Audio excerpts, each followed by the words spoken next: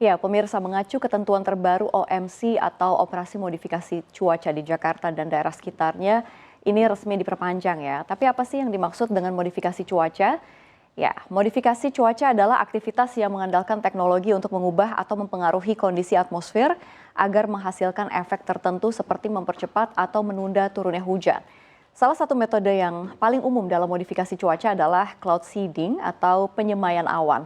Teknik ini dilakukan dengan menaburkan zat tertentu, misalnya garam atau silver iodide, ke dalam awan untuk merangsang proses kondensasi dan mempercepat pembentukan hujan. Di Indonesia, Badan Nasional Penanggulangan Bencana atau BNPB dan juga Badan Riset dan Inovasi Nasional atau BRIN ini cukup sering ya berkolaborasi untuk menerapkan teknologi ini agar dapat mengendalikan hujan, baik untuk mencegah banjir di daerah tertentu maupun untuk mendatangkan hujan di daerah yang mengalami kekeringan. Nah, sampai sini sudah sedikit dapat gambaran ya tipis-tipis. Dari saya juga ingin mengkonfirmasi terkait cara kerja dari modifikasi cuaca. Jadi ketika udara naik ke atmosfer, uap air ini mulai berkumpul membentuk awan. Pada kondisi alami, ya, hujan turun ketika tetesan air dalam awan sudah cukup berat. Namun dengan bantuan teknologi cloud seeding, awan justru dapat dipaksa untuk menghasilkan hujan lebih cepat atau di lokasi yang lebih terkendali seperti di atas permukaan laut. Proyeksi ini dapat dilakukan dengan dua cara utama, dari darat atau dari udara. Kemudian penyemaian dari darat biasanya dilakukan dengan menembakkan partikel zat perangsang hujan ke atmosfer menggunakan roket atau meriam khusus. Sementara itu, metode dari udara dilakukan dengan pesawat yang menjatuhkan bahan penyemaian langsung ke dalam awan. Zat yang digunakan berfungsi sebagai inti kondensasi yang mempercepat terbentuknya tetesan air hingga akhirnya turun sebagai hujan. Kemudian jika modifikasi cuaca ini berlangsung efektif, apa saja manfaat dan juga tantangan yang perlu diantisipasi? Ya, ini kalau kita lihat ya, teknologi ini sejatinya telah digunakan di berbagai negara untuk berbagai keperluan. Jadi nggak hanya di Indonesia. Kita lihat. Negara seperti China juga melakukan modifikasi cuaca untuk memastikan langit cerah selama perhelatan Olimpiade Beijing 2008. Kemudian kalau kita lihat ada Uni Emirat Arab, ini teknik diterapkan untuk meningkatkan curah hujan guna mengatasi kekeringan. Sementara kalau kita lihat di Amerika Serikat, aksi modifikasi cuaca juga digunakan untuk mengurangi dampak badai salju dan kekeringan. Dan kalau kita lihat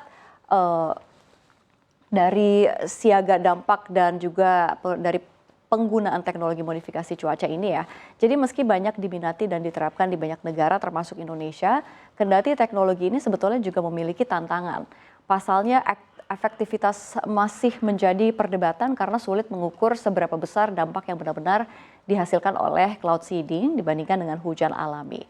Selain itu, penggunaan zat kimia dalam penyemaian awan juga menimbulkan pertanyaan nih tentang dampak jangka panjang terhadap lingkungan.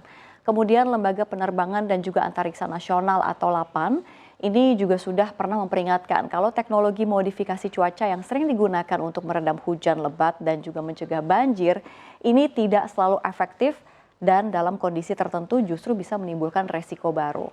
Menurut LAPAN, teknologi modifikasi cuaca juga bisa tidak efektif ketika fenomena atmosfer tertentu terjadi, contohnya adalah cold pool.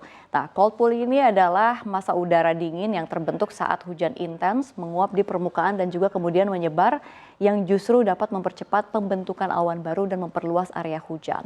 Jadi ya pemirsa ya, intervensi modifikasi cuaca di tengah proses ini malah berpotensi memperburuk kondisi. Alih-alih menurunkan hujan, salah-salah malah inisiatif kita memodifikasi cuaca malah bisa memicu hujan lebih luas atau lebih lama. Ya pemirsa, aksi modifikasi cuaca ini jika dilakukan secara rutin di lokasi yang sama harus dipantau nih lebih lanjut resikonya ke depan dengan pemantauan dan juga penelitian yang berkelanjutan. Nggak hanya itu, regulasi ketat dan bertanggung jawab juga harus diterapkan agar teknologi ini tidak menimbulkan dampak negatif yang tidak diinginkan. Jadi jangan hanya terfokus dengan penanganan situasi jangka pendek aja, tapi juga harus dicermati ya dampak secara jangka panjang ya. Untuk itu lagi-lagi tetap ingat pendekatan berbasis data dengan bantuan teknologi serta analisis yang tepat harus dilakukan agar kita bisa meminimalkan resiko. Kemudian masyarakat pun dapat merasakan manfaatnya secara maksimal tanpa merugikan lingkungan. Nah, berbicara soal riset tentunya akan lebih ideal lagi ya kalau dapat dilakukan di setiap daerah masing-masing. Karena hasil riset di satu wilayah belum tentu akan sama dengan wilayah lainnya.